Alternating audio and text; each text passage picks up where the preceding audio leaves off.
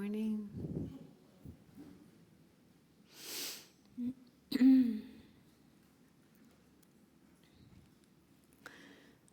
So we'll start our session with prayers, and while reciting the prayers, if you can, imagine the Buddha in front of you, made of light, so it's like a visualized image of the Buddha. If that's difficult for you to do, you can just think of the Buddha images that are on the altar and think that they are not just metal statues, but real enlightened beings with all the excellent qualities of enlightened beings, like universal compassion, love, wisdom, and so forth. These qualities that make them able to benefit us and benefit everyone else, all living beings, helping us be free of suffering and the causes of suffering, helping us achieve genuine peace and happiness, and ultimately the state of enlightenment as well.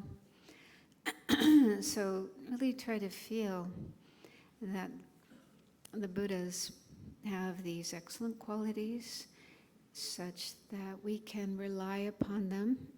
We can turn to them for help and guidance, and they can definitely give us the help that we need.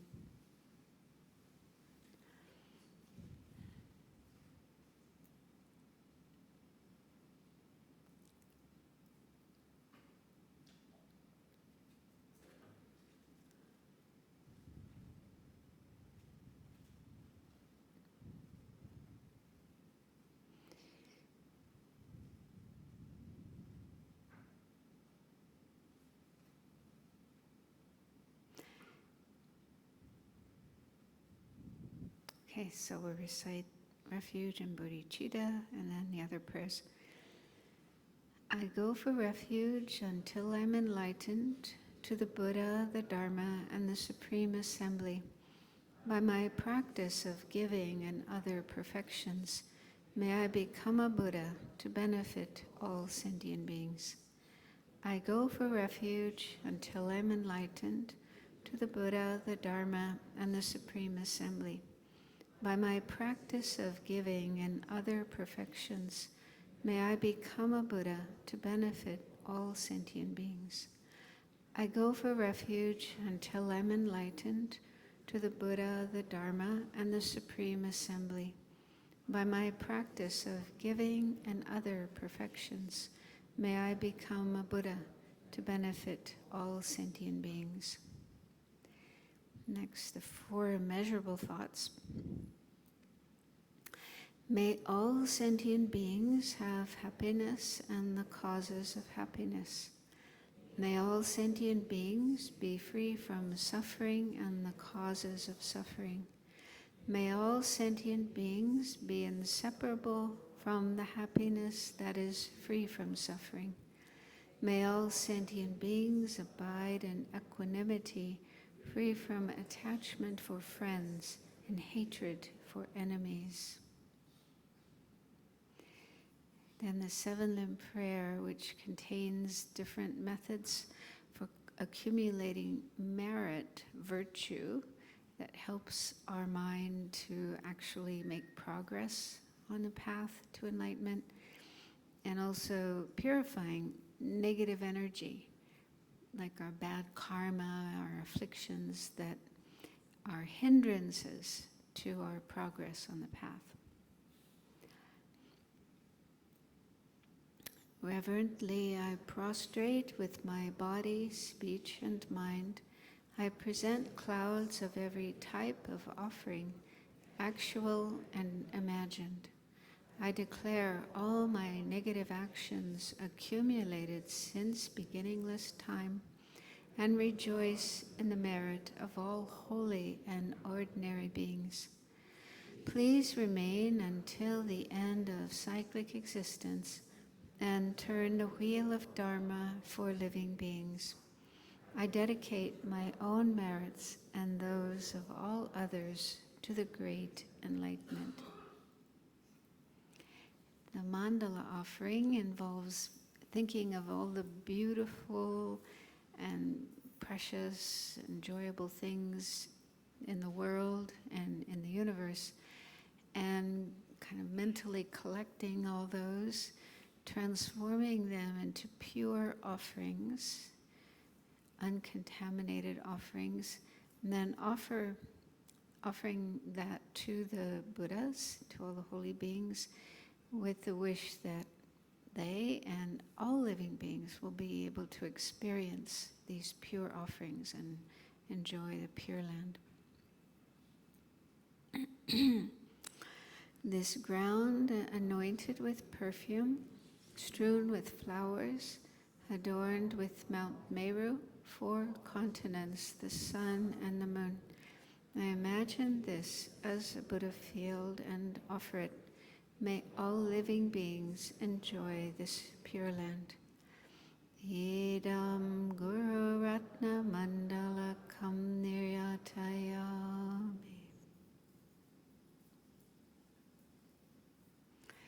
Let's just take a few more minutes to generate a really positive, altruistic motivation for being here, participating in this session. So if you're familiar with bodhicitta, you've learned about that and meditated on that and feel enthusiastic about generating bodhicitta and becoming enlightened for the benefit of all beings, then you can generate that motivation. But if you're not so familiar with bodhicitta and maybe not yet sure if you are able to reach enlightenment, if that is what you want to attain, then try to at least have an altruistic motivation, meaning wanting to benefit others. So a simple way of generating such a motivation is to just try to bring up in your mind a feeling of wanting to help others as much as you can, wanting to relieve their suffering and bring them peace and happiness, and feeling that, yeah, that's what I would like to do with my life. I want to help others and not harm them as much as I can. And then wish that what we're doing here this morning, this session, will contribute to that, will help you to become more helpful to others.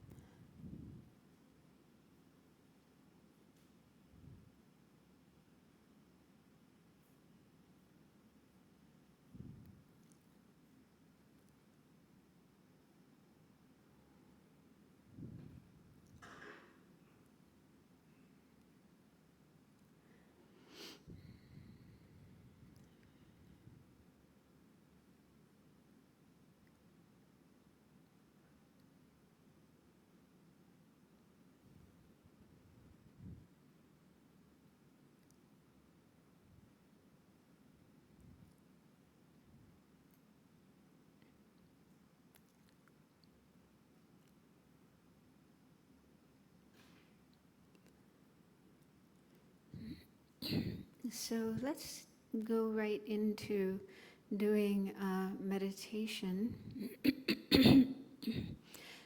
So yesterday, at the end of the afternoon session, I started talking about the advanced level or the great level of the path, the Lamrim, which is all about generating bodhicitta and practicing the 6 perfections, which are the main causes for becoming a Buddha, becoming fully enlightened to benefit all beings. And I said that we would start this morning's session with a meditation from that section of the Lamrim. So I thought it would be helpful to, excuse me, to meditate on equanimity.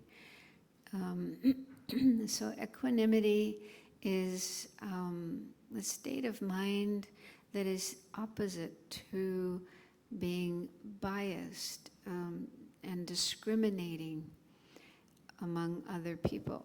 So our usual way of relating to others is that we divide people into 3 groups.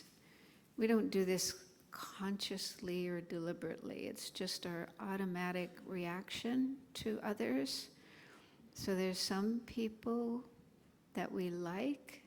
We have good feelings towards them. We care about them. We want to be close to them.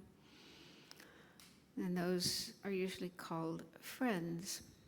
But they can also include our family members.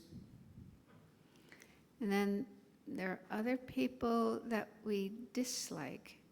We feel annoyed, we feel aversion, we may even feel angry, hateful, and we don't want to help them, we don't want to be close to them, we want to stay away from them.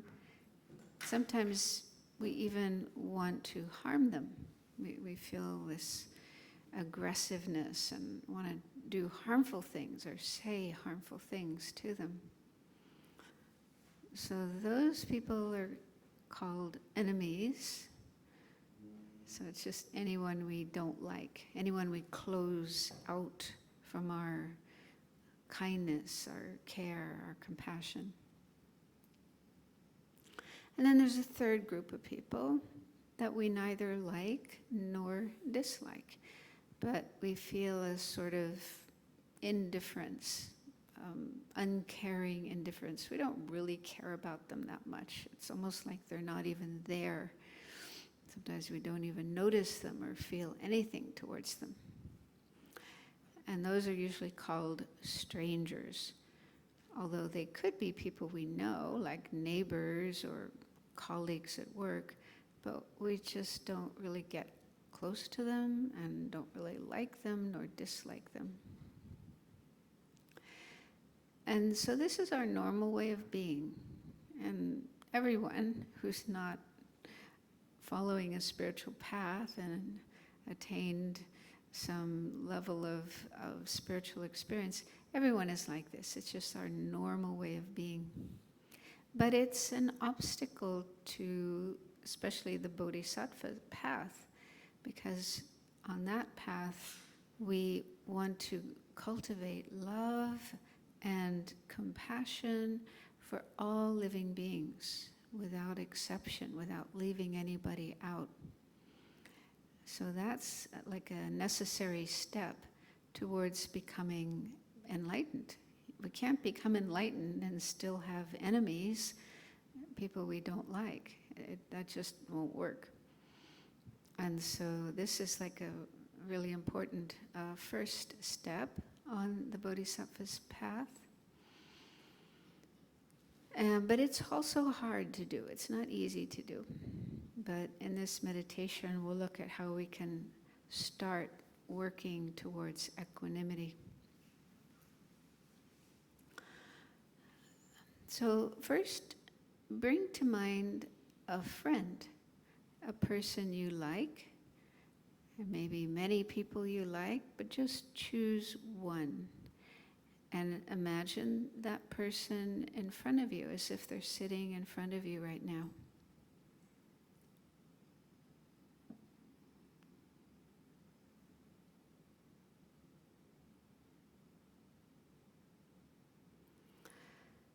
And then ask yourself, why do I like this person? What are my reasons for liking this person, wanting to be close to them, wanting to treat them with kindness, respect, and so on? There's always reasons why we like people, so check those reasons.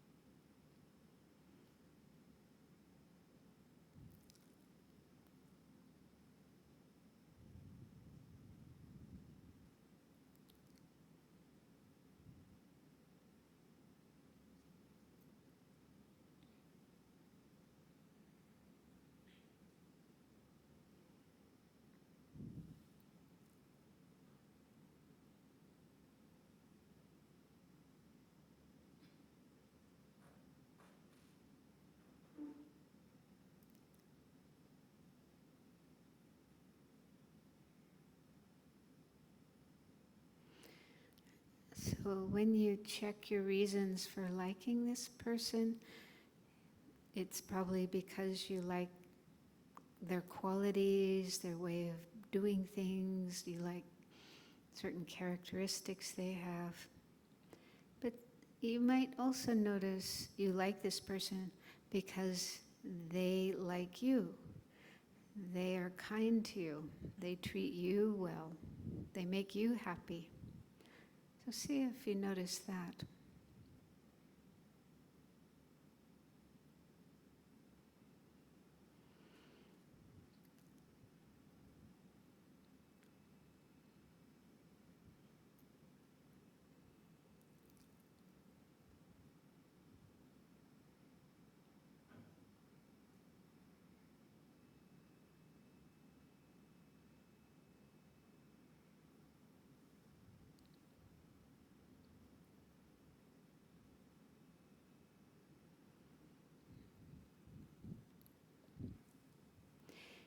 And now, think of someone you don't like. You don't have to think of your worst enemy, because if you bring that person to mind, you might get caught up in angry, hateful feelings, which wouldn't be helpful. So better to think of someone towards whom your dislike is more mild, low level, maybe just a mild irritation.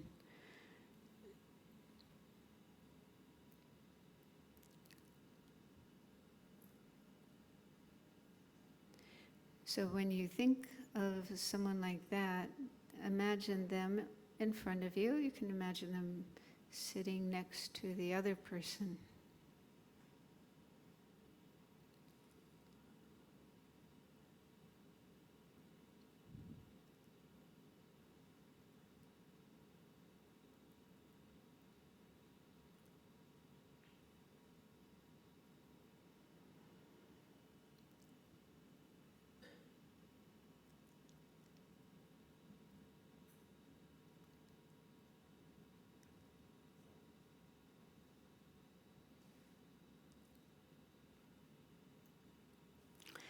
And then, looking at that person, ask yourself, what are my reasons for disliking this person?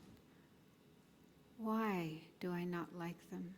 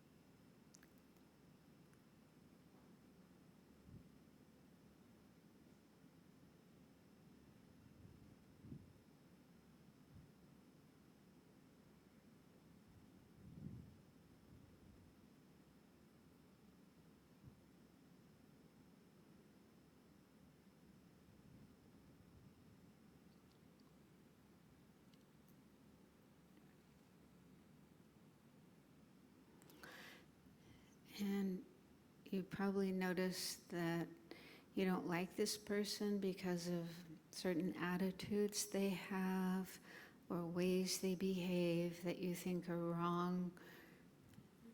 But see if it's also because of their attitudes towards you. If it's someone you know, someone you interact with, then maybe they don't like you and they don't treat you the way you would like to be treated. So just check that.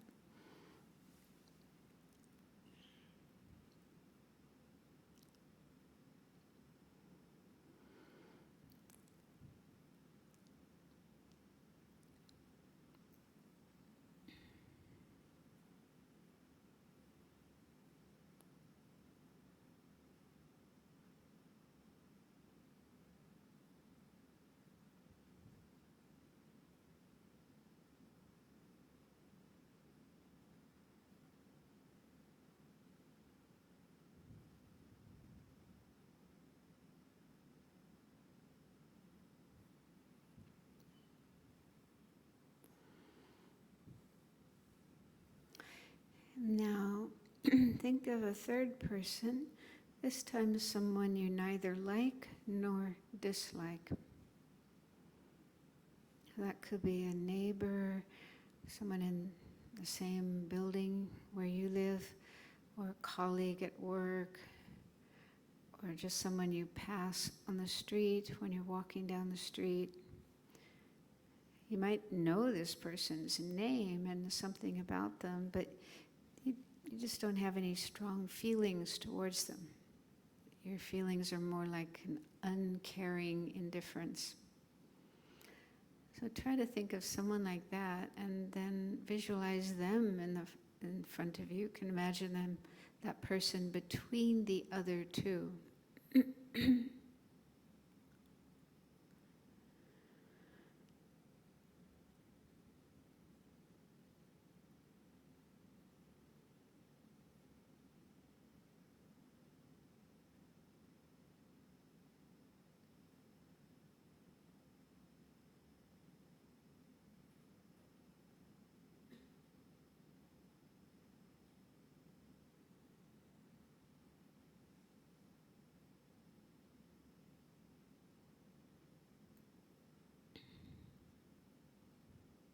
And once you've thought of such a person, ask yourself, why do you feel this uncaring indifference? What are your reasons?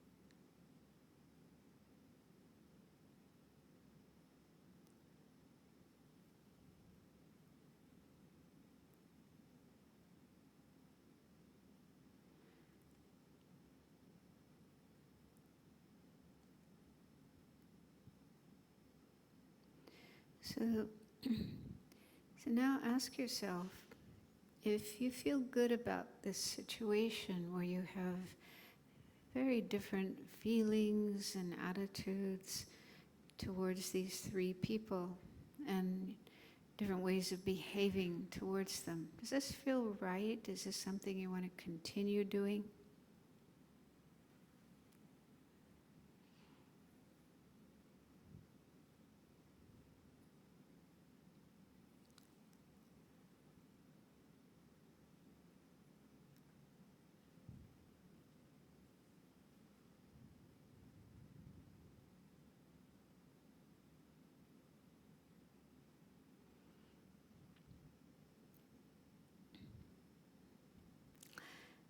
And from the Buddhist point of view, the attitudes we have towards these three people are actually what are called the three poisonous states of mind, which are attachment, that's what we feel towards the friends, and then anger, hatred, what we feel towards the enemy.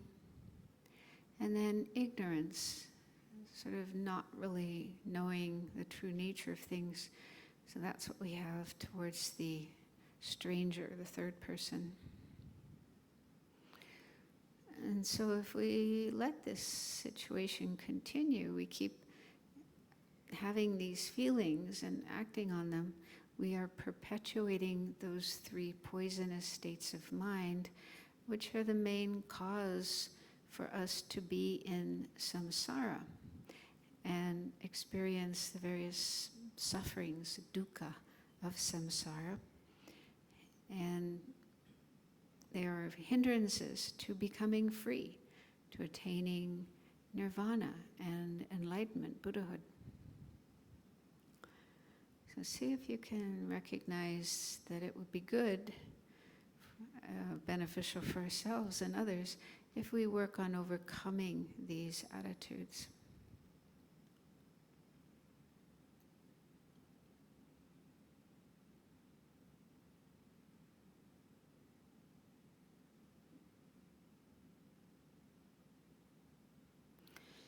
And one way we can do that is by contemplating impermanence in terms of the relationships that we have with others. So we tend to see our relationships as permanent, as if they will never change. The friend will always be a friend. The enemy will always be an enemy. And the stranger will always be a stranger. But this is not true. Relationships can change. They do change. And this is because relationships depend on different circumstances, causes, conditions, things that happen. And so if those change, then our relationships can change. So look again at the friend, the person you like, and imagine something happening that would disrupt this relationship. Maybe that person becomes hostile to you or does something really terrible that you find unacceptable. And imagine how that would affect your feelings and your relationship towards this person.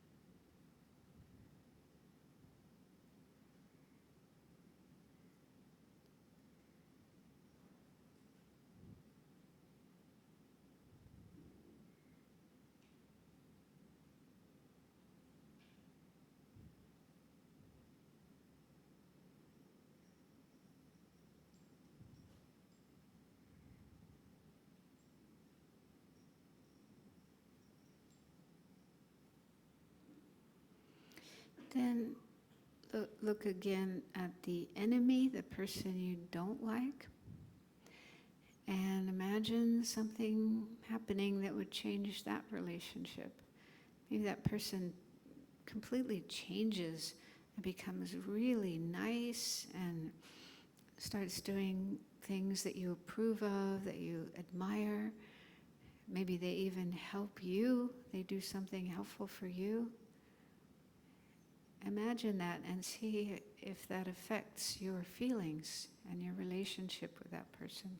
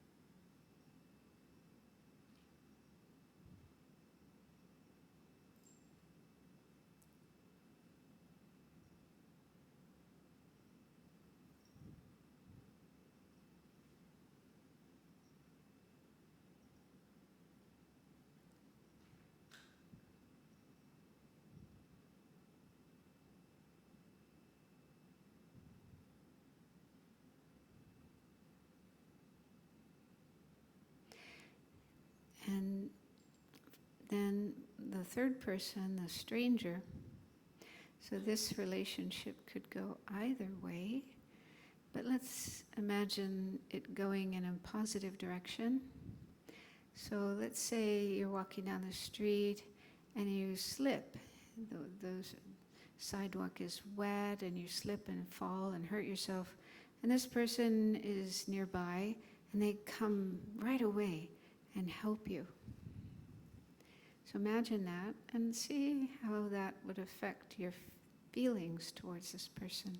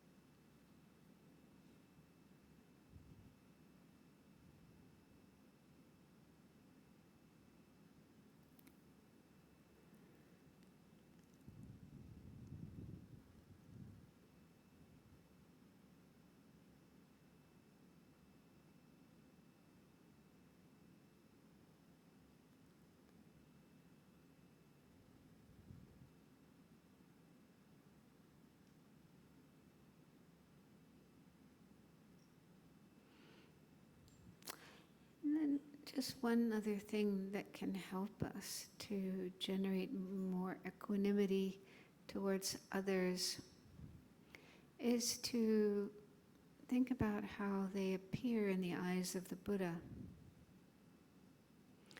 So a Buddha is someone who has no anger or hatred for anybody, no criticalness or judgmentalness, but only pure, unconditional love and compassion and altruism for everyone, every living being.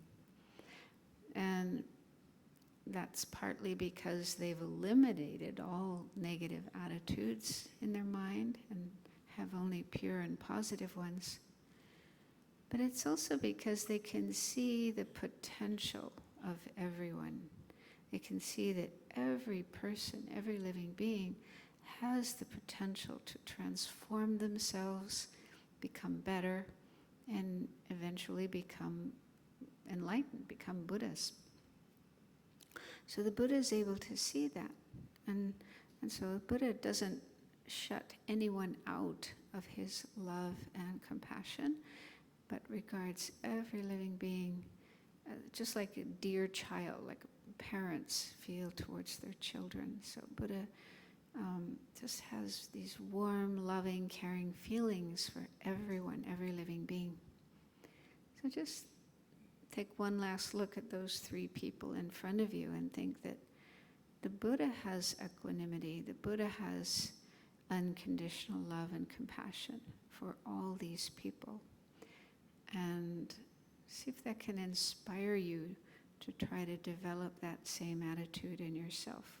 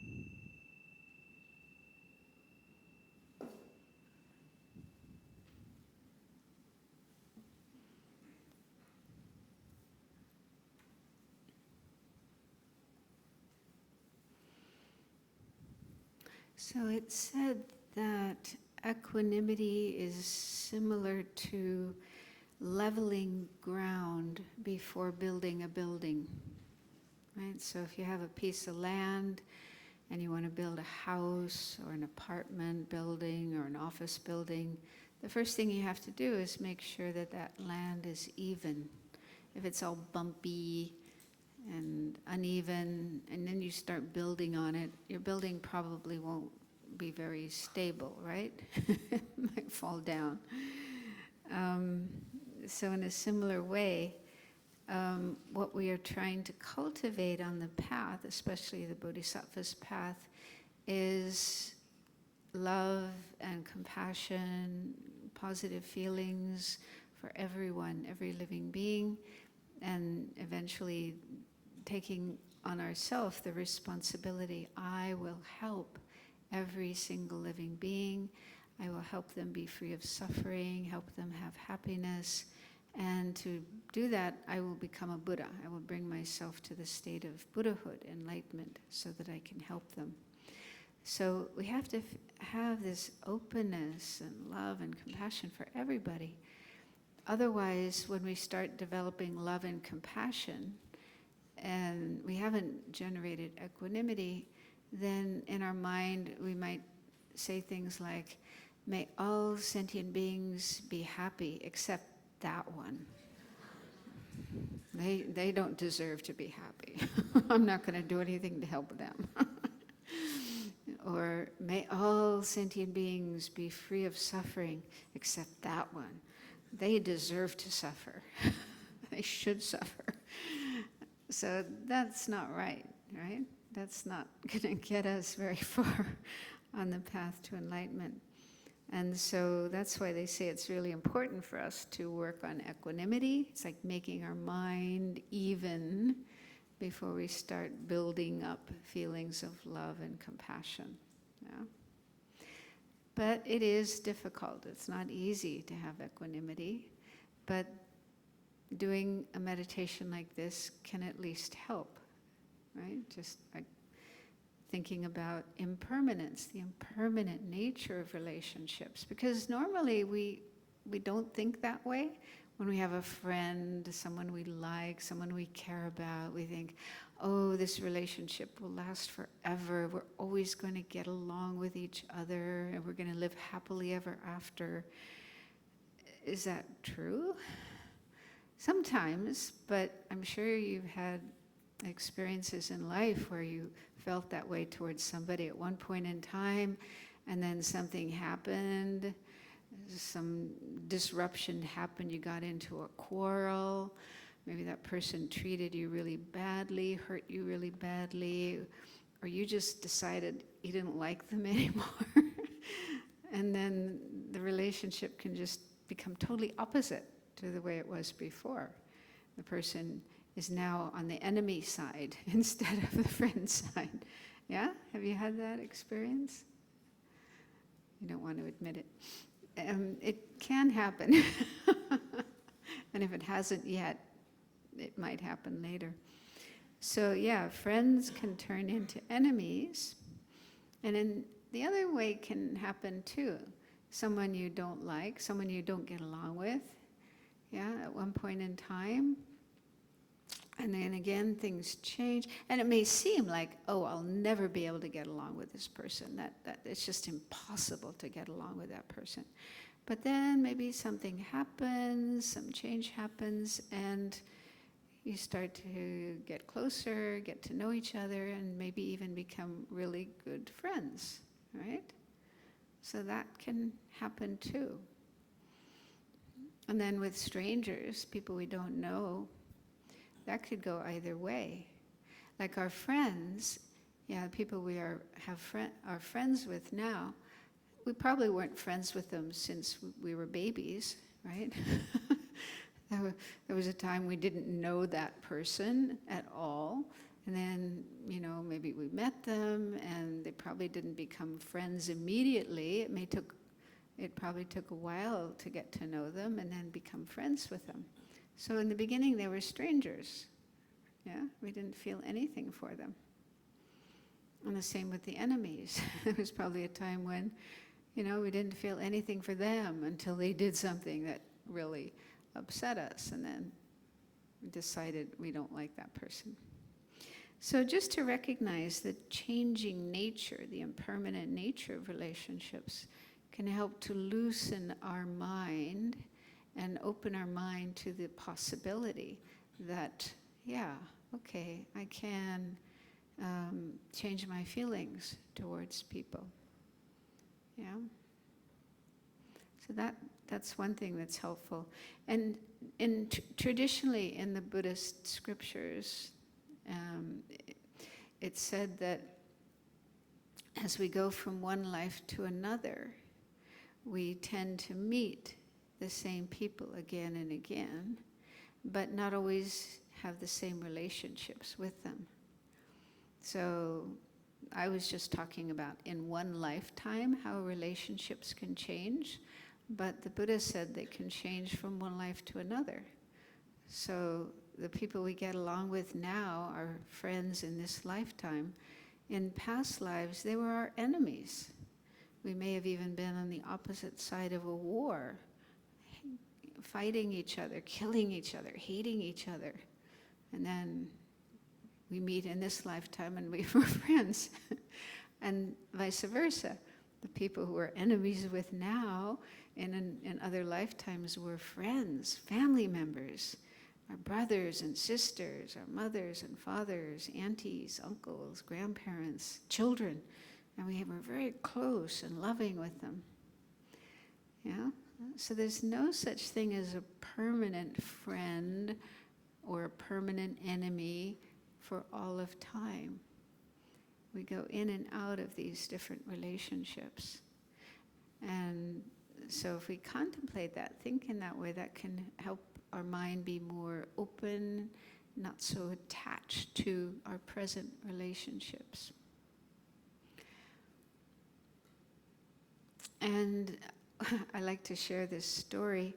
One time I led this meditation with a group of people, and afterwards I asked them to share their experiences. And one woman said that she put her husband in all three places. And I thought, well, that's really intelligent. That's really insightful. It's true, the same person, at certain moments, that person is our dear friend. We have such loving, warm feelings for them. But at other moments, that same person can be our worst enemy. When they don't do what we want them to do, or they do something we don't want them to do, we can get so angry at them, right? So the same person, even in one day, right, can change. Yeah, and then they could also be like a stranger. Like if you're really busy, you have some project that you have to finish and a deadline, you're just totally focused on finishing your project, and that person might be around somewhere, and maybe they're trying to talk to you, and it's just like, don't bother me, don't, leave me alone. So our feeling is just like kind of indifferent. So that also shows that whether someone is a friend or an enemy or a stranger doesn't depend so much on them and what they're doing, but depends a lot on our own mind, what's going on in our mind. If we're in a good mood, we love them. If we're in a bad mood, we hate them. And if we're just occupied with other things, we feel nothing. Yeah? So it's good to look at our mind and how our mind operates with other people and recognize a lot of it has to do with ourself, with our own mind, our mental activity, and not so much what that person is doing or how they are. And so sometimes people misunderstand equanimity, and there can be misunderstandings about equanimity. One is people sometimes think, so does this mean that if I develop equanimity, I'm going to have the same relationship with everybody? Yeah, the exact same relationship with everybody, and I treat everybody the same? No, it doesn't mean that. Um, because for one thing, even if we wanted to be friends with everybody, not everybody will want to be friends with us. We can see that in the life of the Buddha. The Buddha had no anger, no aversion for anybody. He just had warm, loving, caring feelings for everybody. But despite that, there were people who didn't like him, who were hostile to him, including his own cousin, Devadatta, who was one of Buddha's followers, one of the monks living, with the Buddha. But he was really nasty. He didn't like the Buddha. He was jealous. I think it sounds like the main problem was jealousy. He saw Buddha getting all this attention and praise and veneration and wanted that for himself. So he actually tried to take over at one point. He tried to chuck out the Buddha and take over, and that didn't work. But yeah, there were times when he even tried to kill the Buddha. Yeah, so he was, quite negative towards the Buddha. But the Buddha, from his side, had no animosity, no negative feelings, only love and compassion. And there were other people as well who were jealous of the Buddha, tried to harm the Buddha. So yeah, even if we got rid of our anger and our aversion and had just good feelings towards everyone, that doesn't mean we're going to get along with everybody. There will still be people who don't like us, and we won't be able to have a good relationship with them. And so some teachers have explained that developing equanimity doesn't mean erasing these three groups of people and then everybody becomes a friend. There will still be people that we get along with better, and of course our family, our parents and siblings, our family members. So we need to continue having good relations with them and being close to them, because that's really important in this lifetime. And there will be people who are hostile to us and don't want to have anything to do with us and so on. So there will still be those relationships. But what we're doing is we're working on our mind, on our attitude, and decreasing our attachment, our aversion, and our indifference, and trying to develop a state of mind that is equally concerned, equally respectful to everyone, willing to see everyone, every person, every being as deserving of our respect, and then gradually of our love and our compassion and so on. So that's the point of this meditation. So yeah, and it's also really helpful, like I mentioned, that the attitudes we have towards these three types of people are the three poisonous minds, the main afflictions, the main delusions that keep us in samsara and cause suffering. And so if we don't do something about this situation where we don't have equanimity, then we'll probably just continue perpetuating those attitudes, feeding them and perpetuating our attachment and our aversion and our ignorance. And that's just prolonging our existence in samsara. So it's helpful to realize that as well, that we really need to work on those attitudes and reduce them as much as we can. But it's not easy. It does take time. We can't do this overnight. And I thought to mention that as well, just in general, with the Lamrim meditations. Some of you may be learning these for the first time. You haven't really encountered the Lamrim before, and you may be feeling kind of overwhelmed. Wow, there's so many things to learn and so many meditations to do, and they're not easy to do, and it seems like it would take a really long time to develop these states of mind. This is true. And realistically, I think the best thing is, if you are interested in the Lamrim, is to study it, And I guess, I don't know, maybe right now there aren't Lamrim teachings happening at ABC, but there are probably courses you can follow online courses, or listen to talks, teachings on the Lamrim. And realistically, I think it could take a couple of years of regular study to really understand the Lamrim. So give yourself time to do that. It's very interesting, very worthwhile, very beneficial. So I recommend doing it if you haven't already done so. And even if you've done it once, if you've already done one Lamrim course, it doesn't hurt to do it again and again and again and again, because there's a lot of material there and a lot of things to think about. And each time we go through the Lamrim, we learn something new. You know, our knowledge and our experience grows. I once heard the Dalai Lama will sometimes be requested to teach Lama Tsongkhapa's Lamrim Chenmo. That's the biggest Lamrim. It's quite long and extensive. And I've attended a few times when he's done that. I mean, he mostly just reads it, but occasionally he'll stop and give some explanation. And one time he said something like, it was really astonishing. He said, "I have read this text 75 times." And that was many years ago. Maybe that was 20 years ago.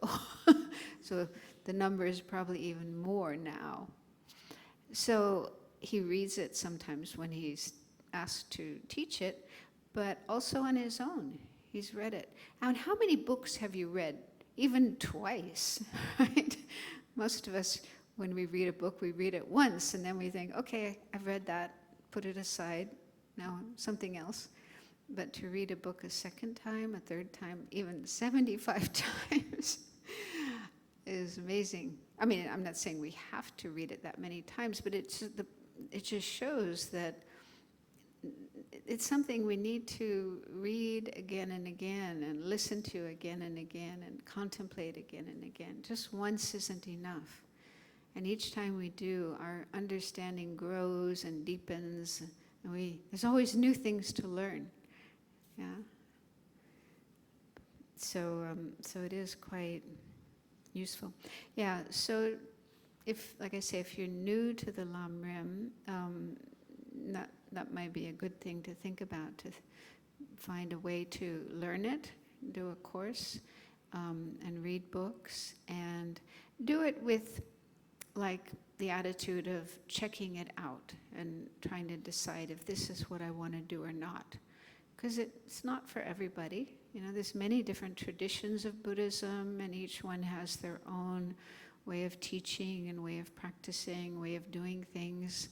So the Lamrim isn't for everybody. It's not suitable for everyone.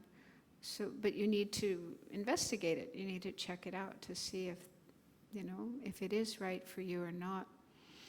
And so initially you can do it in that way. Just think, oh, I'd like to learn more about the Lamrim and see if this is something I want to do. I want to put my effort into. So check it out. And then if you do feel, yeah, I really like this teaching and I want to do it more, then you can continue to study it, meditate on it again and again and again. But realistically, it's a lifetime exploration. It's not just something you do once for a few months or a few years and then you leave it behind and do something else. It really is something we could spend our life working on. Maybe several lives, numerous lives. And then, yeah, as far as meditating on the Lamrim, that depends on you and how much time you have. In Tibet, in the Tibetan tradition, there were people who would just give up everything else and go into retreat and spend all their time reading and meditating on the Lamrim and working on developing realizations of the Lamrim. But not many people are able to do that, especially in this day and age. It's difficult to live that way. But, you know, there's other ways of doing it as well. Even if you just spend a bit of time every day reading, thinking about, or meditating on, 10, 20 minutes, or maybe an hour. So just a little bit every day, then gradually your knowledge and your experience will grow and increase.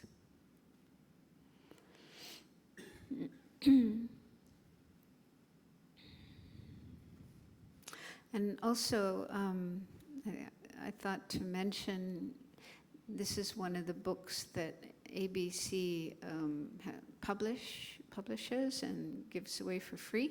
There seems to be a lot of copies of it, and it's called The Essential Nectar. And this is a Lamrim book that's relatively small compared with Lama Tsongkhapa's Lamrim Chenmo. And so if you are new to the Lamrim and looking for resources, this is one thing you could pick up. There's copies downstairs. And so it's essentially it's a text by a Tibetan master named Yeshit Sundru.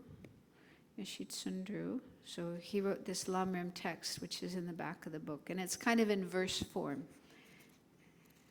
in the form of verses. Not very long, not a very long text. But then the first part of the book contains commentary by Geshe Rabten. Geshe Rabten was, he's passed away now, but he was a Lama. He was actually one of Lama Yeshe and Lama Zopa Rinpoche's teachers. So he was a teacher of them. Really great Lama. Strong meditator as well as a scholar. And the last years of his life, he was living in Switzerland. He started a Dharma center there and taught extensively in Europe. So, so he gave commentary to this text by Yeshit Sundru. So that's in the first part of the book. And his teachings are usually quite clear, partly because he was mainly teaching European people who are new to Buddhism and don't always know all the Buddhist philosophy and so on. And so Geshe Rabten's teachings would be kind of simple and clear and easy to understand by even new people new to Buddhism. So I think that would be a good place to start if you would like to start learning the Lamrim. And there's another book that ABC publishes, which is called Lamrim Year. Is that it? Lamrim Year? And that is more like somebody took sections from the Lamrim for each day of the year, like 365 days of the year. So like there's a page or a section for each day that you can read and reflect on. But if you haven't yet studied the Lamrim, that may not be the best place to start. I think it's more for people who already know the Lamrim and are familiar with the various topics. And this is just a way of reminding yourself of those topics so that you can reflect on them day by day. But you're willing to, try that book as well. And just one point too, in my book, the How to Meditate on the Stages of the Path, because my intention was to write the book for new people, especially Western people, who are new to the Lamrim and new to Buddhism, still exploring and trying to decide if this is what they want to do. I wasn't sure what to do about the topic of what's often called guru devotion, but that's not really the correct translation. It's more like reliance on a guru or reliance on a spiritual teacher. So that topic usually comes right at the beginning of the Lamrim, and it tells you about the importance of a guru, a spiritual teacher, how to choose a teacher, what qualities to look for, and then once you have made a relationship with a teacher, how to practice in relation to your teacher. So that topic is really for people who've already decided that they want to follow the path to enlightenment. They need to have a teacher and know how to relate to their teacher. So for people who are still exploring and trying to decide if this is what they want to do, that topic is not quite suitable, right? So I wasn't sure what to do. Should I leave it at the beginning of the Lamrim topics, or do something else? And in the end, I decided to put it in an appendix. And I explained my reasons why. I said, this may not be suitable for you if you're still trying to decide if this is what you want to do. And also, maybe you haven't met a teacher, right? Yeah, so it sometimes takes a while. We have to meet different teachers and figure out which one we want to take as a teacher. So that could take years. And so I said, those meditations on guru devotion or relying on a spiritual teacher are there in the appendix, and you can try them out, meditate on them if you want, or leave them until later. You don't have to do them. So I'm saying that now because that book, the Lamrim Year, I think the first 60 pages is all about relying on a spiritual teacher. So if you haven't yet, made a relationship with a spiritual teacher, then you're not really ready to engage in that practice or not. So that's up to you if you want to read those pages or not, or you can skip over them and start on the section on the precious human rebirth. So the next topic after the devotion to a spiritual teacher or reliance on a spiritual teacher is the precious human life, precious human rebirth, which is I think that's suitable for everybody. That's really, really inspiring to just realize that, wow, the life we have now is so precious, is so beneficial, so many good things we can do with this life. So it can really turn our mind around, because people sometimes feel life is meaningless, life is purposeless, life is depressing, and the world is a terrible place. And so, yeah, that's really sad that people have that feeling. And the meditation on the precious human life really helps us to turn that around, to change that kind of attitude and feel, oh, wow, there's so many things I can do with my life, and it's really precious and valuable and meaningful. So it's a good cure for depression and despair, yeah, anyone who suffers from those problems. Okay, so then I thought for this last part to jump to the end of the Lamrim, and so the last, so the great scope or the advanced level of the Lamrim is all about the Bodhisattva's path, how to develop bodhicitta, and then the practices of the 6 perfections. Those are the main practices that need to be done in order to actually become enlightened. Because enlightenment, Buddhahood, is a state of mind. I mean, we have the potential to attain that state of mind. Our mind can become enlightened mind. But for that to happen, we need to do certain things. We need to create certain causes and conditions for our mind to change into enlightened mind. And so the main causes and conditions are the 6 perfections: practices of giving, ethics, patience, joyous effort, concentration, and wisdom. So wisdom is the last of these perfections, and that's the last main section of the Lamrim. But you've probably heard about it and are maybe curious about it. It is kind of a very enticing topic. And so I thought to just talk a little bit about that and then do a meditation on that. So in general, wisdom, sometimes it could also be translated as intelligence, and it's a mental factor that we already have. We all have this mental factor, and we use it in our life For example, when we go to school, we learn, we have to think about the things that we're learning and process them, and so that that knowledge becomes part of our mind, part of our experience.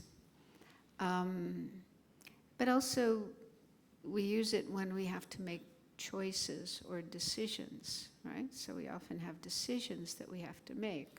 Even things like buying a car or buying a phone or buying a computer, right? There's so many different options, so many different ones that we could buy. And so hopefully we use wisdom, intelligence, and not just buy the first one that we see, but we check carefully, you know?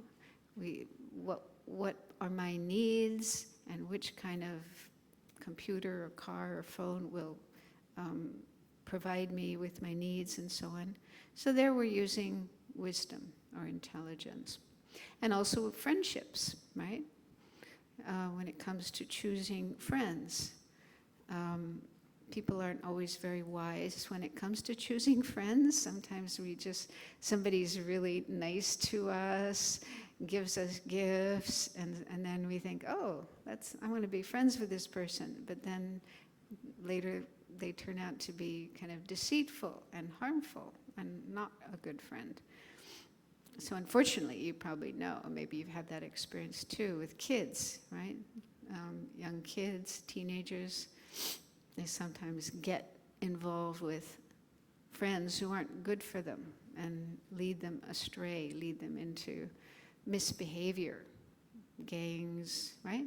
That happens here. Taking drugs, stealing, and so on, and they may end up in prison, in jail. So it's important to use wisdom, to use intelligence when it comes to our friends, who we get close to, who we associate with. We want to try to find people who are good for us, helpful for us, lead us in a good direction and not in a bad direction.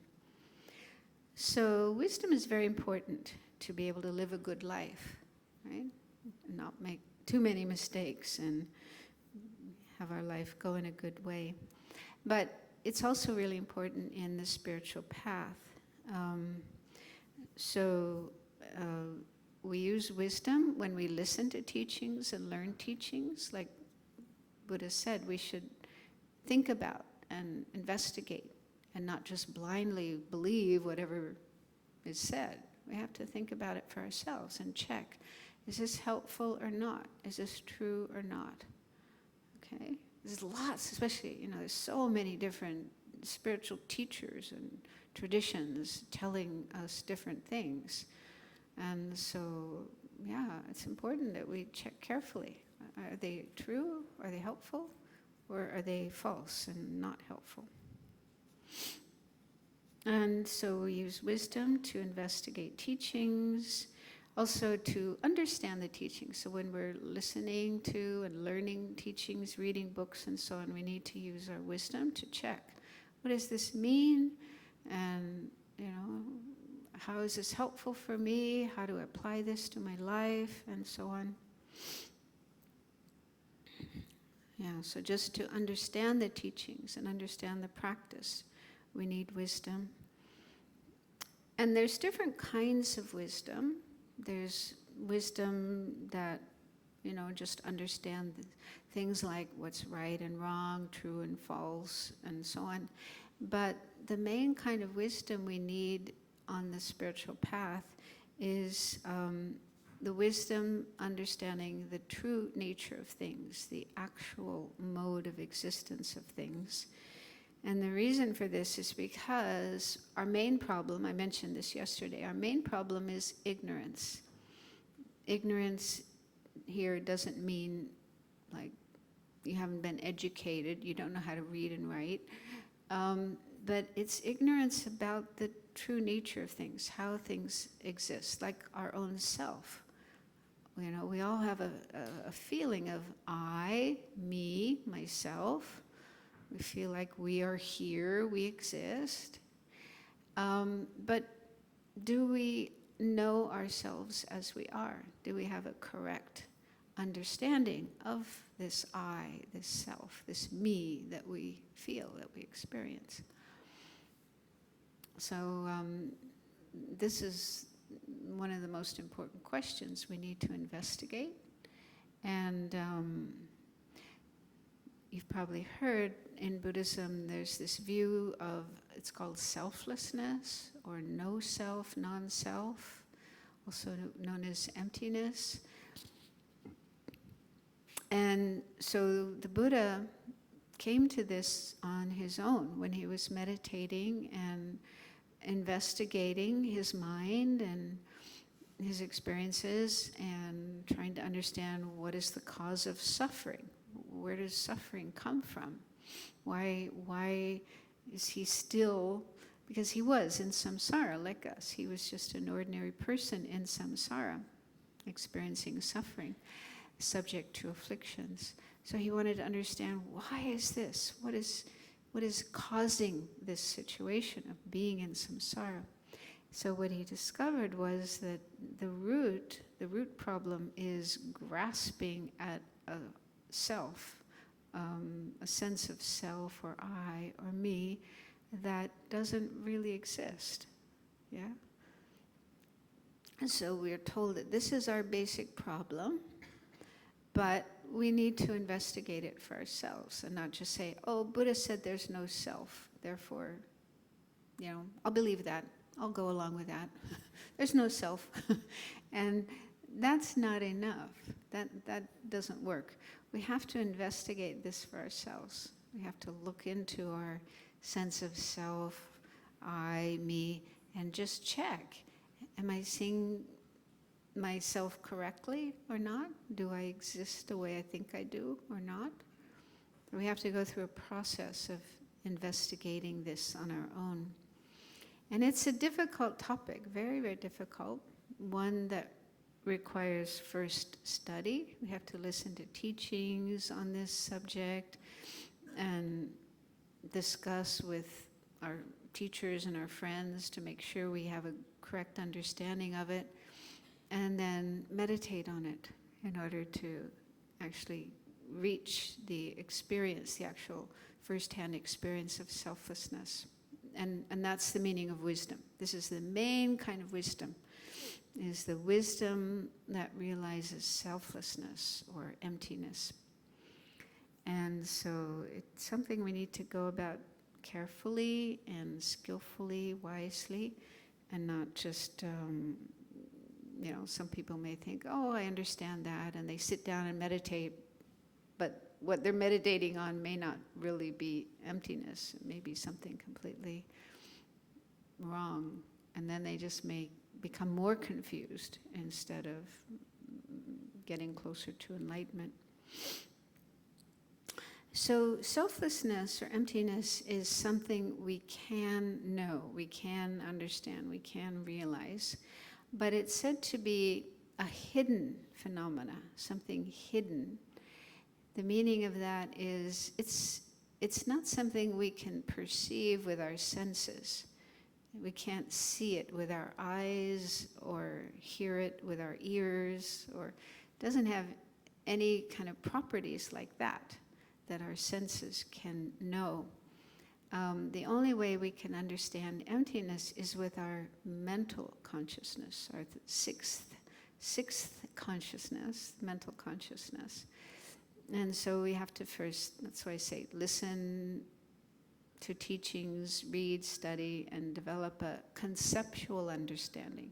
So we first have to understand emptiness conceptually, but then eventually, once we have a correct understanding of emptiness, and we keep meditating on it again and again and again, we will reach the point where we have a direct mental perception of emptiness.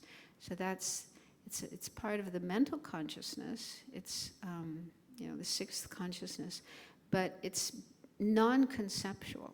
It's not a conceptual mind. It's a direct mind. It's directly seeing emptiness just with our mind. And that's quite a high level of realization. And that realization, when one attains it, is the direct antidote to the afflictions.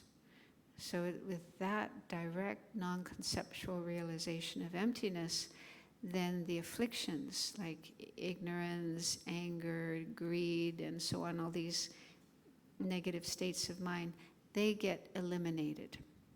Okay, so that direct non-conceptual realization of emptiness is the antidote to the afflictions, and enabling us to be free of our afflictions.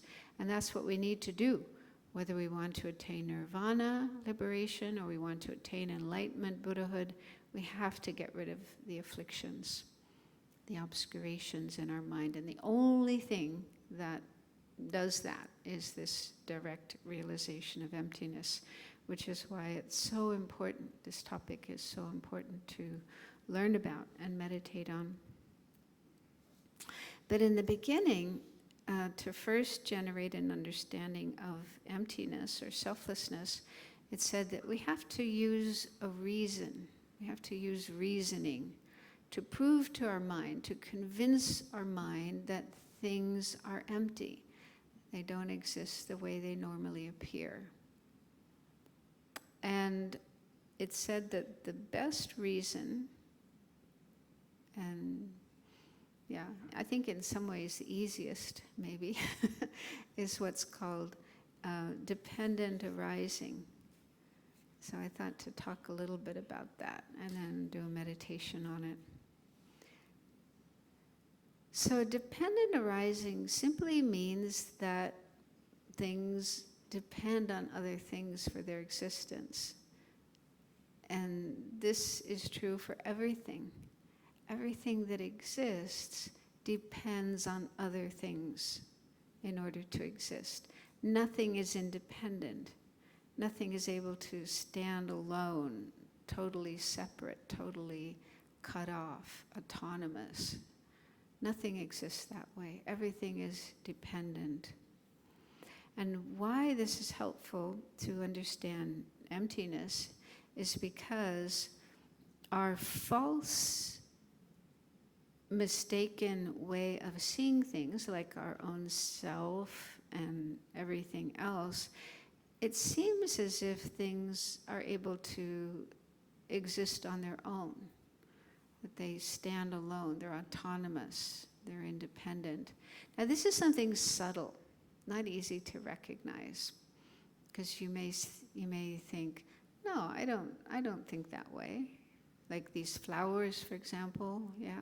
We look at these flowers and we can think, well, they grew in a nursery from seeds and soil and water and the people taking care of them, and then they were cut and arranged in this arrangement. So I can see that, I can understand that those flowers are dependent, they're not independent. They didn't make themselves. It's not that the flowers just appeared out of nowhere and then arranged themselves in this little box or whatever it is. Well, that's when we use our thoughts. Yeah, we think about it. Then we can understand that. But if we don't think about that, and if we just walk into the room and see, like, this is a brand new one, this one up here. It was just brought in yesterday. These are a little old. They've been here a few days ago. A few days. They're kind of getting brown and dry. But these are like really fresh. And when I saw them come in yesterday, I thought, wow, they're really beautiful. So when we first see an object like a flower arrangement, our initial experience, our kind of gut level reaction, not thinking, not kind of thinking, conceptualizing about it, but just this feeling about it. It can seem as if they are independent, yeah? They just exist without depending on anyone or anything else. We don't see the whole process of causes and conditions, factors that went into their existence. Yeah? So this is something subtle. We have to kind of watch our mind and watch how we feel, our kind of initial gut level feeling, reaction when we see things, to recognize that that's how they appear. They appear as if they're always there. They've always been there. They didn't come into existence in dependence on other factors and other conditions. And this is also with regard to our sense of self, I, me, okay? If we look carefully at that sense of I, how it appears to our mind, it seems as if it's existing all on its own, not depending on anything else for its existence, almost like it created itself. And it's really there, and it's always been there, and it always will be there. So it has a sort of permanence to it. And like it set itself up, it created itself. So this is how things appear. Our own I, our own sense of self, or I, and also everything else about us, our body, our possessions, and people, our friends, enemies, strangers, all the people we know, all the people we relate to, and all the things in the world around us. On this very subtle level, the way they appear is as if they are independent, autonomous, setting themselves up rather than being dependent. And so, this is one way in which we are seeing things incorrectly. And when we see things like that, when we have this sense that everything exists independently, that mistaken view of things feeds our afflictions, our anger, and our attachment, and so on. So when the meditation we did earlier, where we thought about a friend, and we thought about an enemy, and then a stranger. So the reason we have attachment to some people and aversion to other people is because we see them as independently existing, as if they existed all on their own. There's a real, independently existing, wonderful friend who I love and I want to be with forever. And so then our attachment gets really, really strong towards that person. And then the enemy, they also seem to be real and independently existing and bad and horrible. So that's why we have this strong anger, aversion, hatred towards them. So if we didn't see things as inherently, independently existing, then we wouldn't have those strong emotions, those negative emotions towards them. So like Buddha or anyone who has attained that realization of the true nature of things, the emptiness of inherent independent existence, that's why they don't have those emotions, attachment and aversion and all the other disturbing emotions, jealousy, pride, and so on. So this wrong way of seeing things underlies our disturbing emotions, our afflictions. So thinking about how things are dependent, it's not going to happen right away, but gradually this will help us to overcome this mistaken view of things and come to see things correctly. So anyway, that's why this is a useful thing to meditate on. So let's do a meditation on this, and then there should be some time afterwards if you have questions.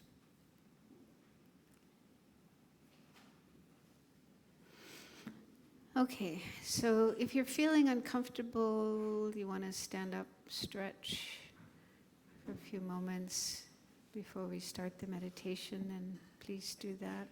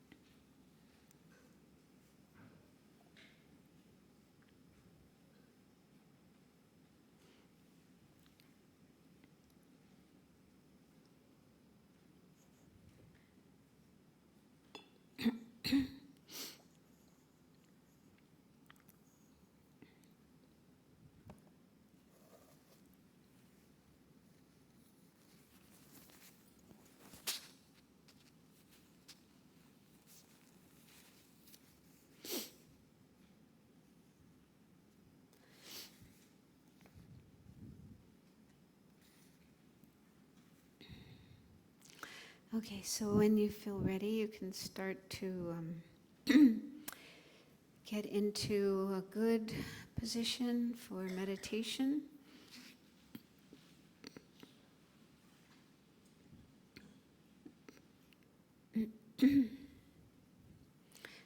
Remember, it's good to keep your back straight if you can. Just have your hands resting in your lap.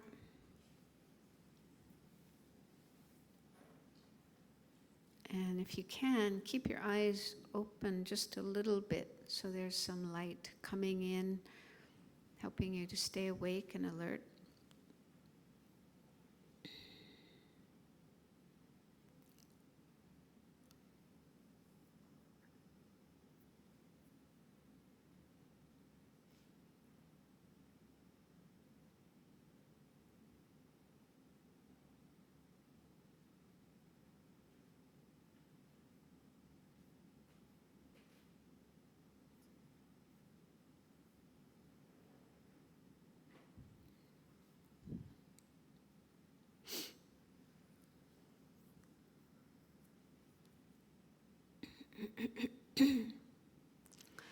So, it's recommended that we begin our investigation of emptiness or selflessness with our I, our sense of I. But that can be a little hard to do because it's not something we can see, right? It's just a feeling we have about ourself, but not something we can actually see with our eyes or touch with our fingers. So I thought it might be more helpful to start with something that is more visible and tangible. And a good example is our body. So I'll lead the meditation, I'll guide the meditation in that way, how to reflect on our body and understand how it is dependent, not independent. And that can help us get a better understanding, a correct understanding of the nature of our body. So mainly there are three ways of understanding dependence, how things are dependent. The first is dependent on causes and conditions. And this isn't very difficult to understand, but it's not something we normally think about. And so our body didn't always exist. It wasn't here forever, but it came into existence mainly dependent on our parents, our mother and our father. So they met and were attracted to each other and engaged in sex. And as a result of that, the substances, which are the main causes of our body, were produced, the egg and the sperm. So the egg became fertilized and then attached itself to our mother's womb and then started to grow from there and eventually became this body that we have. So just think about that. I mean, that was before we were born, before we came out of our mother's womb, and so we don't actually remember that. But we do know that that's how a human being, a human body, comes into existence. So just think about that with regard to your body, how it grew from the fertilized egg in your mother's womb.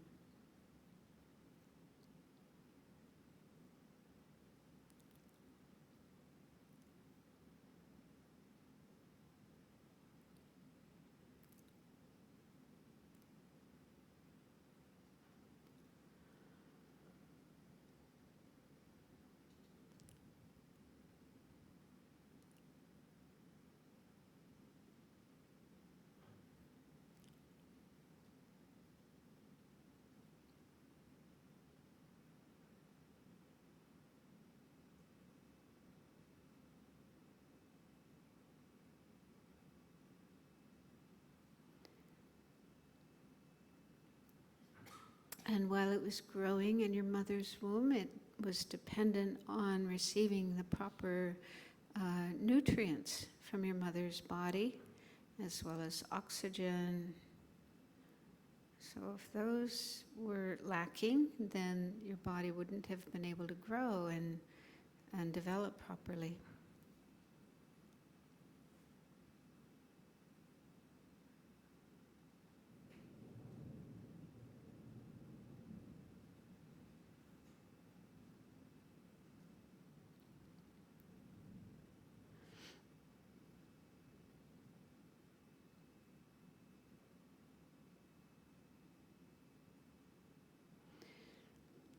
And then after we're born, we continue to depend on receiving nourishment, mostly our mother's milk, but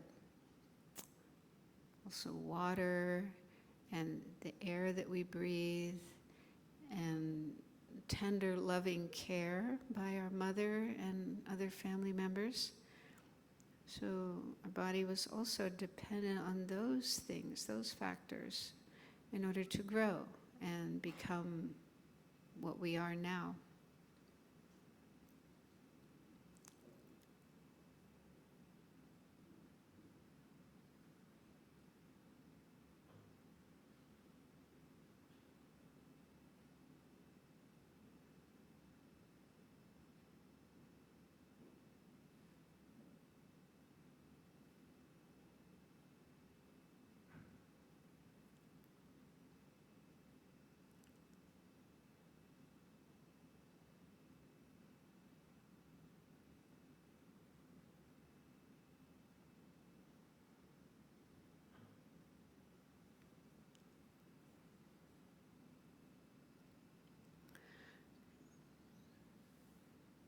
And even now, our bodies are fully developed, but we continue to be dependent on causes and conditions, like food and water and air, medicine to keep us healthy, and the right temperature. If it becomes extremely hot or extremely cold, then bodies can't survive. They die.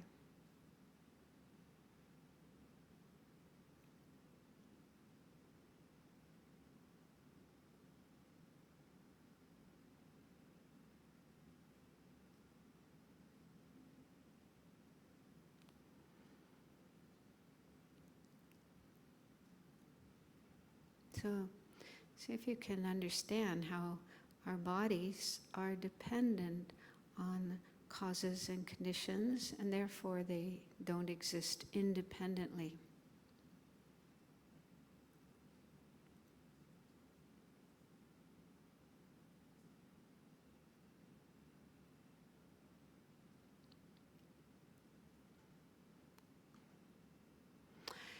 And then the second way that our bodies are dependent is on parts.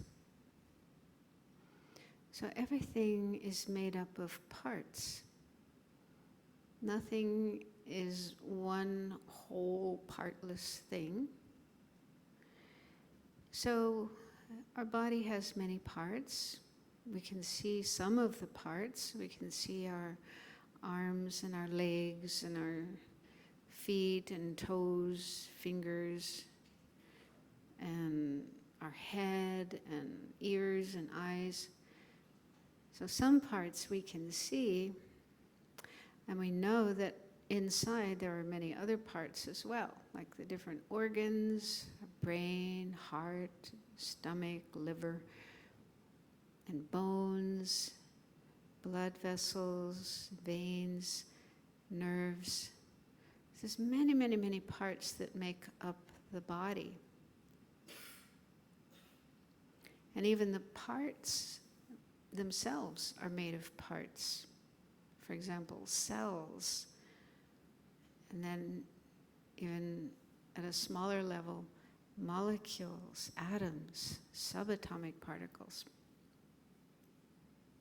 So if we consider all the tiny parts that make up our body, there's probably billions, trillions, zillions of them. And without all those parts, our body wouldn't exist. It wouldn't be here if those parts were not here, if those parts were taken away. So contemplate that and see if you can understand how our body depends on parts, and therefore it's not independent.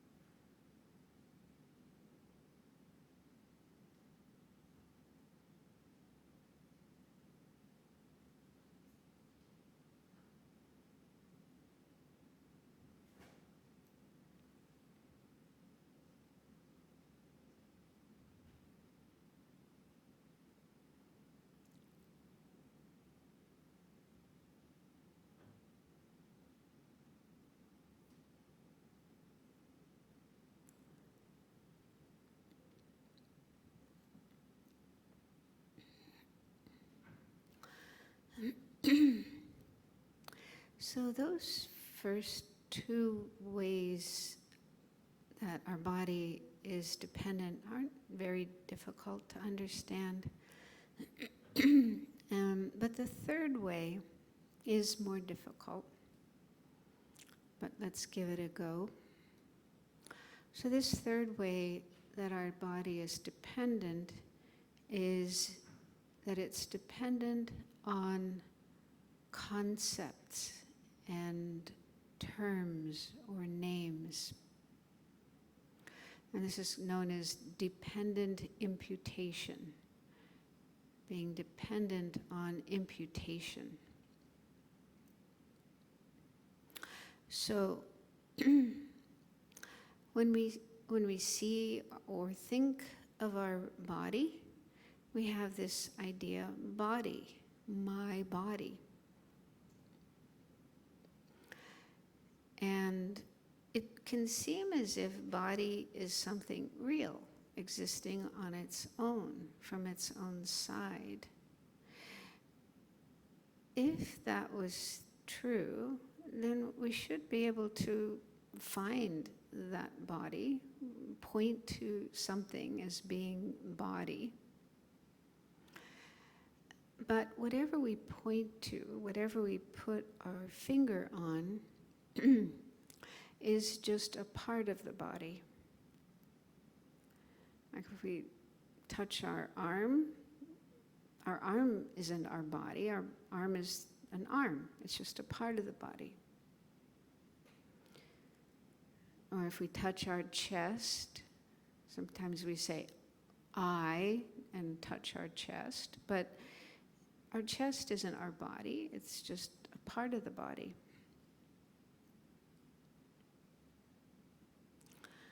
And it's the same with any part of the body that we try to point to and say, there is the body, that's the body right there. We're pointing to just a part of the body.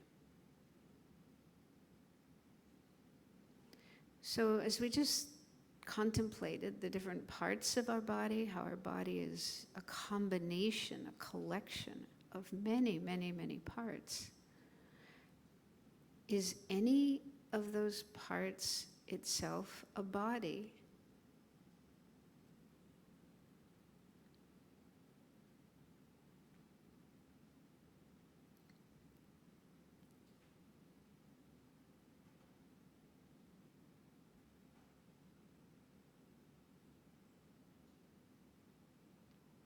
If it were the case that some part of the body was the body, then we could isolate that part of the body, remove it, put it somewhere else and say, that's a body.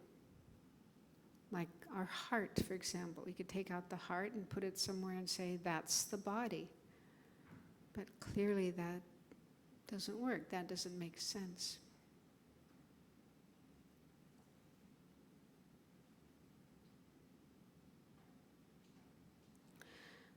And so we have this collection of parts, many, many different parts, organs, skin, blood, bones, cells, and so on. And then we give the name body. Body is just a term or a name that is given to this collection of parts. And that's what a body is. It's just imputed or named or designated in relation to a collection of things, none of which is a body.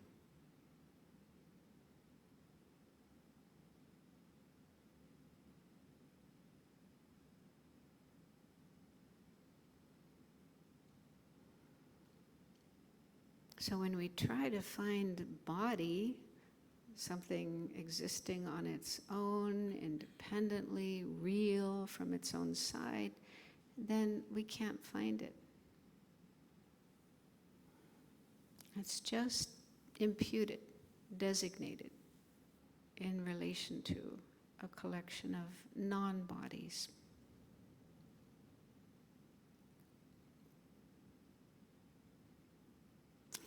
So this isn't easy to understand. It usually takes quite a bit of time, learning about, thinking about, meditating on. But this is said to be the main way of understanding the emptiness, the selflessness with regard to an object like the body. And what that means is even though it seems like there's a real body there, when we go to look for it, try to find it, we can't find it. It disappears. But that doesn't mean our body doesn't exist. There is a body. There is this collection of parts that walks around and eats and sleeps. We take care of it. Sometimes it gets sick. So our body does exist. But the question is, does it exist the way I normally think, the way it normally appears? Something real, existing on its own independently.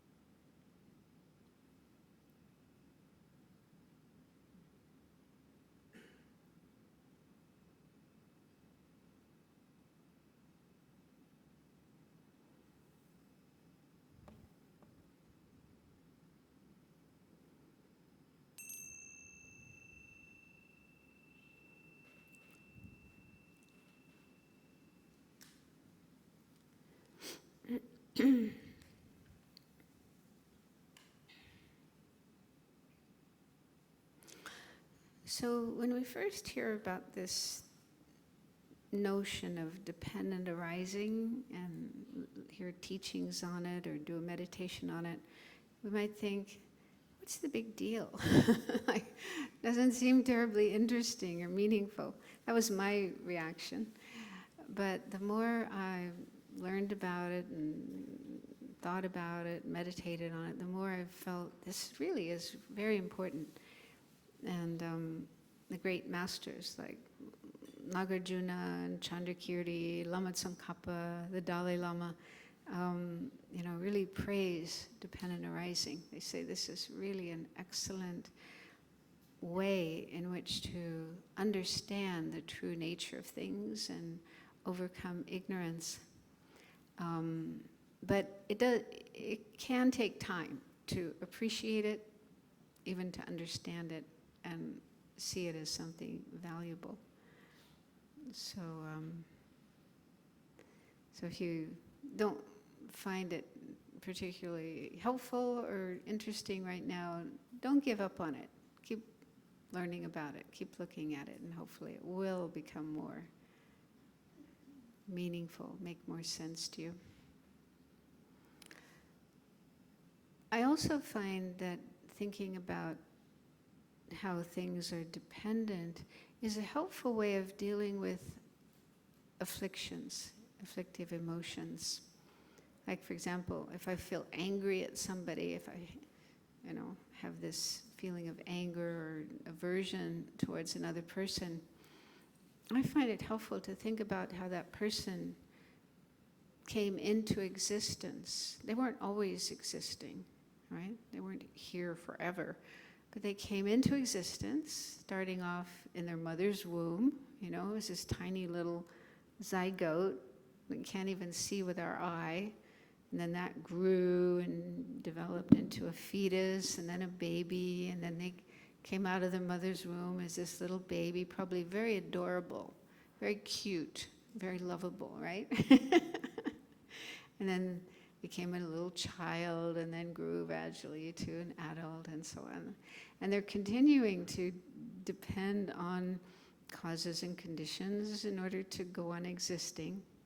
So I find just contemplating that really kind of changes my view of the other person, instead of seeing them as solid and permanent and always there like that, the way they are now. But just think about the process of them coming into existence and growing. It helps me to not feel so angry or not so hateful towards them, especially thinking of them as a little kid, Oh, they were probably really cute back then when they were a baby, and we wouldn't have been angry at them, but probably felt affection for them. And then thinking about how they're made up of parts, many different parts that make up their body and their mind, So it just helps to loosen the view of that person that otherwise you find really annoying, aggravating, irritating. Or, on the other hand, if you have strong attachment, clinging to someone, it can also help to think about how they are dependent on causes and conditions that gave rise to them in the first place, parts that make them up. So it can really help to decrease the affliction, whatever affliction you feel. So it's something quite practical if you get an understanding of it and use it in that way. Okay, so we're coming to the end of our time. There's a couple of minutes left if anyone has a question you'd like to ask. I see a hand back there in the back.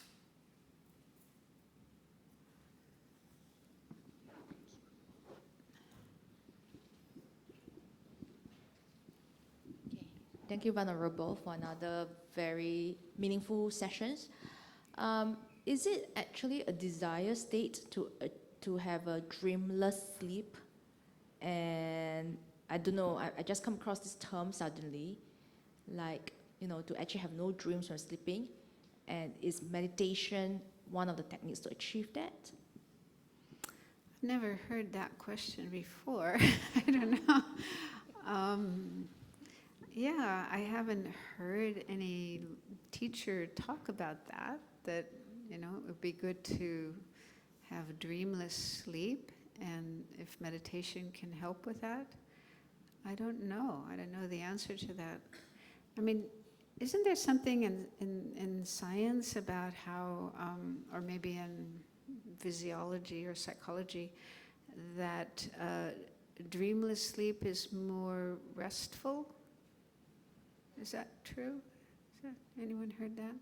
Because dreams, when the mind is having dreams, it can be kind of a little stressful, especially if it's a bad dream or a very busy dream. So your body doesn't get as much rest as it needs. Is that true? I've heard that. Yeah.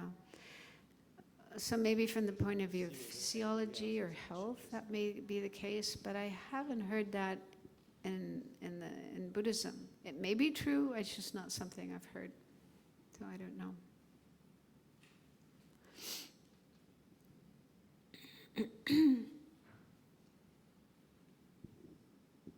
Hi, thank you, Venerable. I have a question. It's a specific case, but I hope it's general enough for sharing. I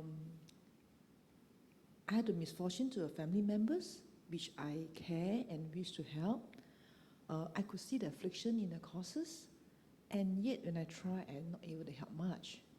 So in a morning equanimity meditation, I'm confused, and when I could see the attachment of myself in helping, I could see my attachment to my family members in helping, and and that's when I talk about impermanence of my relationship with the family members. That helps me in my confusion, but on the other hand is that I still can't reconcile how would I try to generate an altruistic motivation in wanting to help. What I meant is that I can see my attachment as part of the issue, wanting to help my family members because it's my family members. But on the other hand is that I cannot reconcile to the fact of wanting to generate altruistic. I feel that when I try to say, may I be of help to other people, I feel hypocritic. Yeah, I feel hypocritic. Because I'm not doing much to help. You say you feel hypocrite? Yes. Hypocritical. Yeah, of not actually doing much to help. But actually I tried and I couldn't do much, so I step away. So maybe I just summarize it is that family members, I try to help, I can't, and I could see it as affliction. And to see what? I see that the causes as the affliction. And being disturbed and having to reflect on it's actually my attachment that I feel disturbed. That helps. But I can't reconcile with the fact that if I want to generate altruistic motivation and saying that I'll be of help to other people, I'm not even trying to help someone next to me. I hope I'm not confused. I mean, it's good to have the wish to help people. Yeah, we are trying to cultivate compassion and love and wish to help relieve the suffering of others. So we're cultivating those states of mind. But then when it comes to actually helping people, that's often complicated. Depends on different factors that we don't have control over. Sometimes people don't want to be helped. They don't accept our help. Sometimes we are lacking in the right knowledge and skills to be able to help. So it's kind of a process, doing this is a process.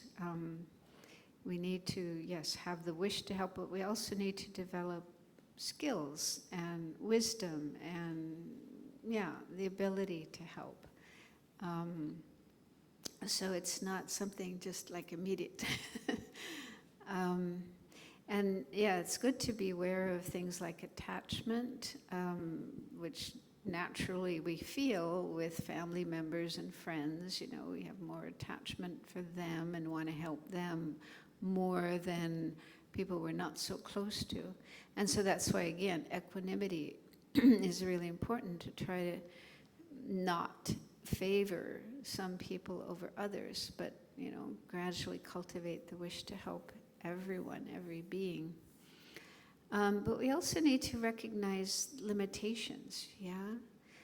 They say even the Buddha, even though he had love and compassion for everyone, and he had all this wisdom and skill, but he wasn't able to help everybody because others need to be in the right state of mind. Like his cousin, Devadatta, who was jealous, hateful towards the Buddha. So the Buddha wanted to help him, but because his mind was so negative, the Buddha, couldn't help him. And so there's so many different factors that come into play in helping people. So what I learned is you just do the best you can. The most important thing is to wish to help them, try to help them, do the best you can, but also accept your limitations. And, try something, and if it doesn't work, try something else, and maybe that doesn't work. But at least try to do what you do with a good motivation, but also be prepared that the things you do may not work, they may not be effective. And you can still help people on a mental level, like making prayers for them, when you're doing meditation, dedicating the merit that this person will help. That can sometimes help. Prayers and dedications can help people. And also patience, just having patience that it may take time before this person changes and gets the help they need. Thank you so much. Okay, maybe one more question over here.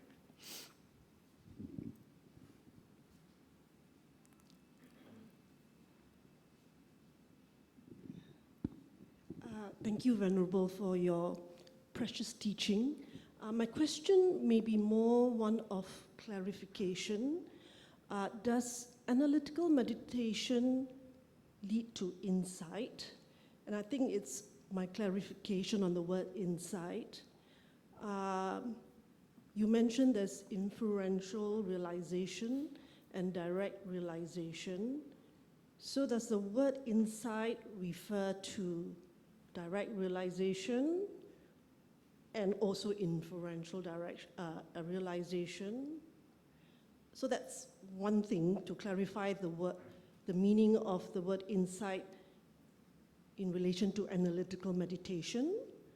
And then my next level of thinking about the word insight is that I always feel that the word insight is to understand wisdom, the true nature of existence, but insight can be broken down to, like you say, understanding impermanence, afflictions. So I think I'm just, always like trying to understand the use of insight. Yeah, I think the Pali and Sanskrit word is vipassana. That's what's normally translated as insight. And I think you find that in all traditions of Buddhism, but the way it's explained and the way you reach that may be different. So my understanding in the Tibetan tradition, insight is a wisdom. Yeah, it is a kind of wisdom. And it doesn't have to be non-conceptual. It can be conceptual. We first generate a conceptual wisdom, understanding an object like impermanence or emptiness. And then with further practice, further meditation, it turns into a direct and non-conceptual realization. But both of those are considered insight or vipassana in the Tibetan tradition. Yeah. I don't know how it's explained in the Pali tradition. It may be different, but yeah.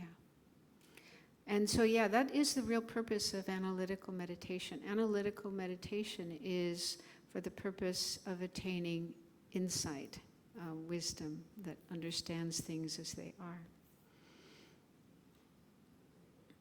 Okay, so I think with that we can end and do a final dedication of the merit, positive energy that we've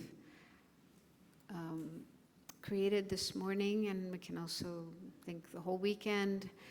So spending this time looking at meditation, Lamrim meditation, meditation for the attainment of enlightenment, doing it with an altruistic motivation, wanting to benefit as many people and beings as possible.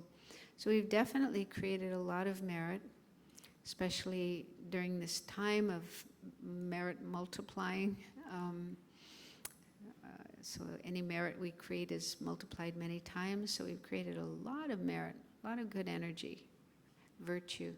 So let's share this with others, with all living beings, with the wish to bring them happiness and freedom from suffering, and help all of us eventually reach the highest state of enlightenment.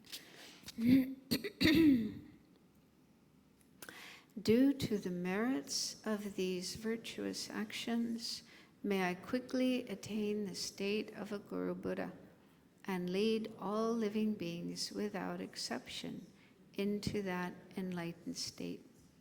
May the supreme jewel, bodhicitta, that has not arisen, arise and grow, and may that which has arisen not diminish, but increase more and more.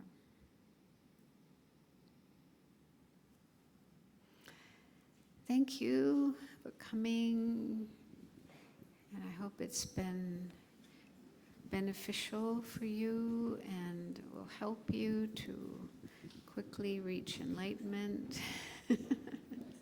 Okay, before everyone leave, we would like to, please stay on for a while. We have a little surprise. And also to take a good photo.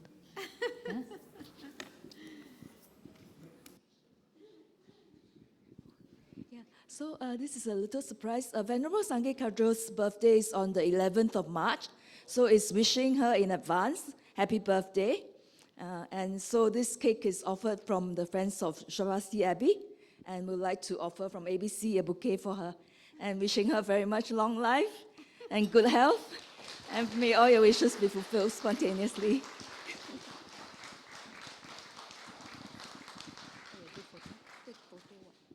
Take a group photo from everyone, is it? Oh, we'd like to invite everyone to take a group photo with Venerable Sangye Khadro. Yeah. So please come forward, and we'll just take the group photo. Yeah.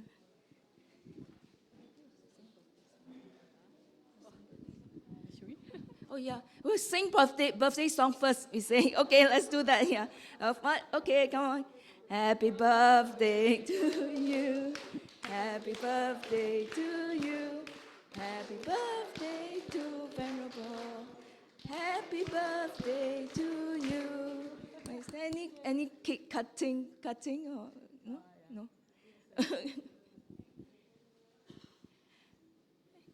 Yeah, so let's come around and we'll take a group photo.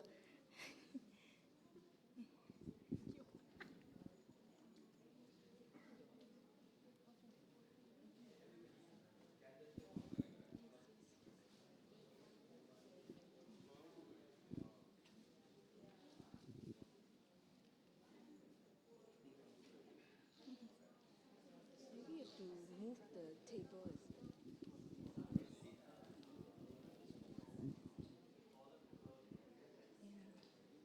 Maybe we move the table a bit. Yeah. Okay. So, or push some of the cushions.